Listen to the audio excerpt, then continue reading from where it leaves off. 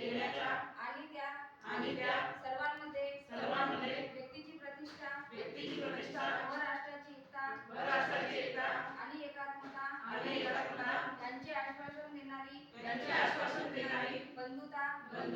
प्रवर्धित करण्याचा संकल्पपूर्वक निर्धार